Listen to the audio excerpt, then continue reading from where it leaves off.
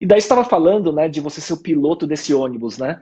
E esse ônibus ele aportou num ponto da Ânima, né? Educação, né? Exato. Então, como é que aconteceu essa aproximação e como que teve essa sinergia? Conta um pouco dessa história, que é muito recente, né?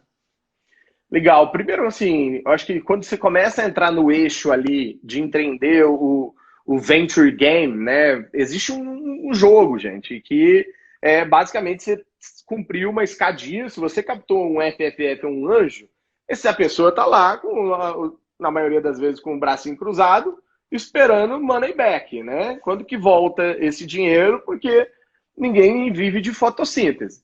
Então, você entrou num jogo que precisa dar retorno para essa pessoa. Você tem dois caminhos só. Ou fazer um milk business, um business lucrativo, que daí você recompra essas pessoas e vive lá sobre as suas regras, sobre o seu controle, sobre não sei o quê. Ou você vai para o próximo degrau ali da escadinha dos investimentos, que é, no caso, um seed, um série A e lá, lá, lá, lá, lá. Então, como a Gama entrou nisso, eu só caí a ficha, só me caiu a ficha em 2018, a gente começou em 2016. 2018, caiu a ficha que tinha gente lá me esperando, tinha gente lá esperando para ter o retorno.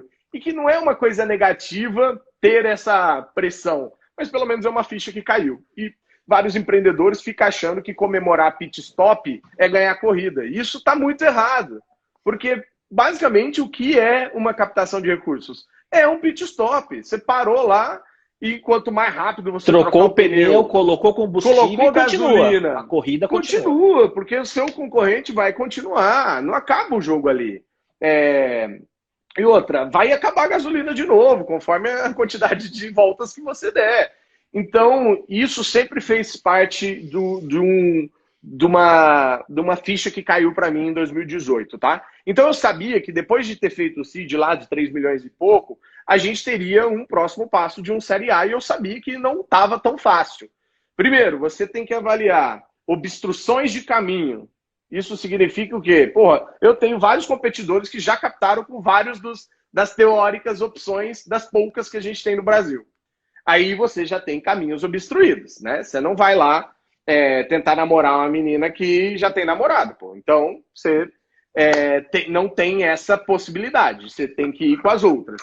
E aí, quando você começa a analisar isso, você vê que você tem que começar esse trabalho muito mais tempo, tem que abrir o leque, tem que captar com fundo gringo, tem que colocar family office na jogada, e foi isso que eu comecei a planejar. E aí, pela primeira vez, depois de tomar muita porrada do Pedro Sorren lá, que sempre me disse que, porra, captação é uma arte, sabe? Você tem que se preparar pra caramba, quando você for pra rua, tem que ser rápido, tem que ter os term sheet na mesa, meio que para um duelando, e aí o duelo vai fazendo o seu valuation ou o seu sócio ser melhor. Então, isso foi o que eu me preparei para fazer de 2020 para cá. Só que veio o Covid, né? E aí, bom, o mundo muda, a gente cresce 300%, foco totalmente em resolver BO, porque quando você está saindo ali da gravidade, né, da estratosfera, você começa a flutuar, Per- você começa a ir para uns outros níveis de problema, o problema está lá fora, você tem que ir com capacete de astronauta. Então, comecei a resolver problema que eu nunca tinha tido. Problemas de dores de crescimento de verdade, assim, que foi muito legal, mas foi desafiador e consumiu todo o meu tempo que eu estava me preparando lá para fazer o go out, porque captação leva 70%, 80% do tempo do founder, do CEO ali, e os outros 20% é o tempo todo olhando people. Ou seja, não dava para eu ficar no comercial, não dava para eu fazer. Então, eu preparei tudo isso, mas o Covid fez a gente crescer pra caramba. Mas a parte boa de tudo isso é que com o crescimento, você acaba chamando atenção.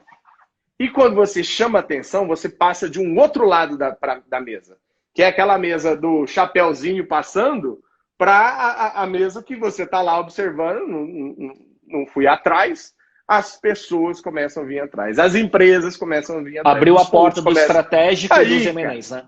na moral, ano passado foi um negócio Q4, que foi um quarter maravilhoso, assim, e que historicamente para a Edtex é um quarter, né, que você tem a barrigada da folha de pagamento, 13º, lá, você também Renovação de tem matrícula e tudo mais. fiscal year que termina de algumas empresas, renovação de matrícula que às vezes não é feita. Então, é bem desafiador e para a gente foi completamente alucinante. E aí a gente começou a ser abordado por tudo quanto lado, e tipo de empresa, fundo e estratégico. E aí, naquele momento, a gente começou a entender que esse caminho do estratégico, que para a gente estaria um pouco mais lá na frente, ele está se tornando uma dinâmica muito legal de mercado, porque é o momento. Veio o Covid, EAD explodiu, Digital Skills foi calo no sapato de muita gente, empresa que ia demorar 10 anos para se transformar, já está se transformando em um. A gente já tinha todas essas maiores e as mais demandantes como clientes, então foi um processo natural. E aí vem o grande dilema, né, Léo? Como que é um processo de escolha como esse? Acho que, assim como os investidores, que os empreendedores às vezes ignoram esse negócio do bater o santo, como minha mãe diz, sabe? De ser pessoa gente boa, de você querer Cultura, trabalhar, vai ser né? seu sócio, vai estar no mesmo barco. Então, eu elenquei, antes mesmo de conversar, 3 coisas. Eu preciso de uma empresa que seja tão people-cêntrica quanto a gente. Eu preciso de alguém que tenha uma cultura e respire ela de verdade, não seja valores escritos na parede, que você trocar com outra marca dá a mesma merda. E que seja uma alavanca de sinergia gigantesca, assim, que é 1 mais 1 dá 8, saca? E aí, quando a gente começou a fazer checklist, cara, a Ânima disparada na frente, em termos financeiros, em termos de propósito, de cultura, de pessoas que pensam igual a gente. São 3 empreendedores, tem 17 anos que os caras começaram, a empresa vai virar vai emancipar agora, um adolescente que está ganhando maioridade agora, a Gama tem 5 anos, os caras estão na bolsa, estão listados, foco em qualidade, NPS na bolsa. Você pega todo o cohorte de grandes empresas listadas que estão lá no ensino regulado e vai ver lá quem tem nota 4 e 5. É a Ânima. E a gente lá com o nosso 80 e poucos de NPS sempre instalando lá em cima e 90 e poucos nos programas principais.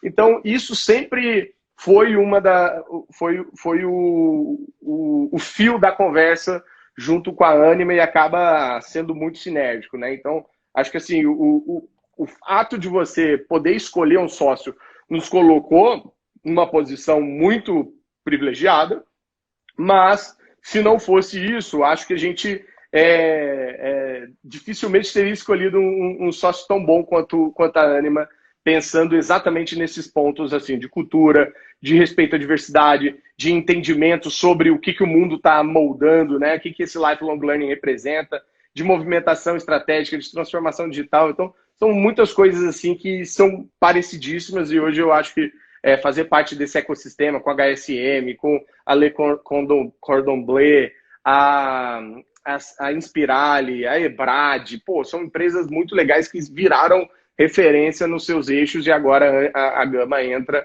para compor esse eixo de tecnologia do grupo inteiro e com uma folha em branco assim para poder desenhar o jeito que a gente acredita que pode ser feita a educação que a gente gostaria de ter tido, sabe? Muito legal, assim, e imagino assim o quanto vocês tiveram que fazer uma leitura muito rápida do cenário no ano passado, com esse crescimento exponencial versus as oportunidades que surgiram, para daí de novo fazendo a analogia da onda e do Medina, né, para saber surfar essa onda no timing certo. Exato. Porque você teve que mudar seu plano, né, cara? Seu plano era de levantar um Series A, ou o que fosse, né? E você mudou a estratégia muito rápido, né?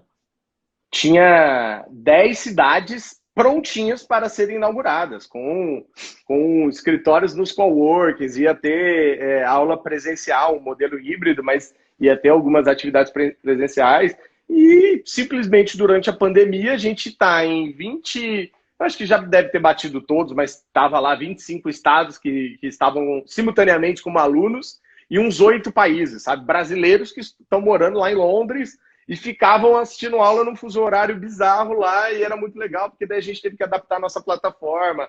Aí, um dos programas de bolsa que a gente fez com a Vtex foi também para América Latina. Nunca que a gente ia conseguir pensar e ter isso se não tivesse sido esse grande tapa na cara de se movimentar e ter colocado um plano de contingência em ação que privilegiou pessoas e que colocou assim o nosso grande esforço em tecnologia para fazer 3x em um ano, sabe?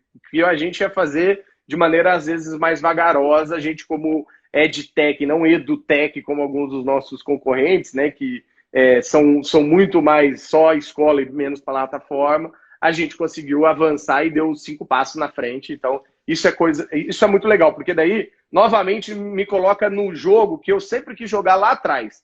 Sempre foi um jogo de longo prazo para mim. Eu nunca pensei em ser um jogo de curto prazo ou desesperar. Eu lembro muito do Cartacho me falando, quando ele estava com a Simpla era ainda pequenininha tal, e teve concorrentes dele que captou 15 milhões de reais. Eu lembro dessa época. E aí sempre época, os investidores...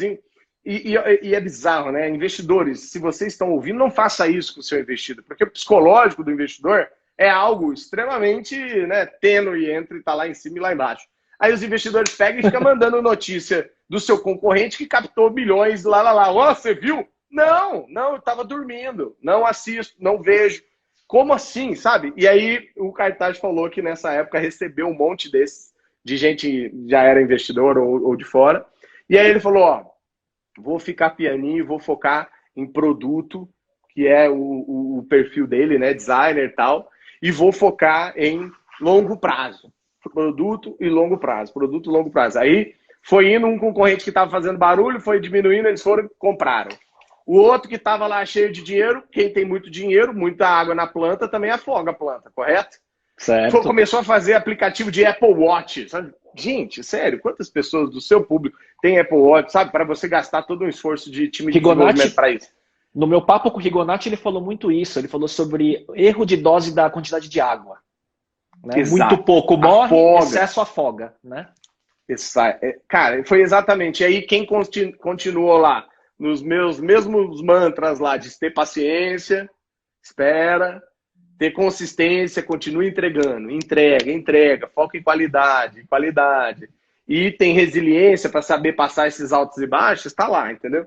Então, acho que esse é um lado que agora eu quero jogar, saca? Olhar o ensino superior daqui 10 anos, 20 anos e imaginar algo completamente diferente do que todo mundo está imaginando aí. O único spoiler que eu dei sobre isso foi lá no TEDx que eu fiz. Então, eu acho que conhecimento vai ser uma coisa bem diferente do que a gente vê e está acostumado hoje a fazer.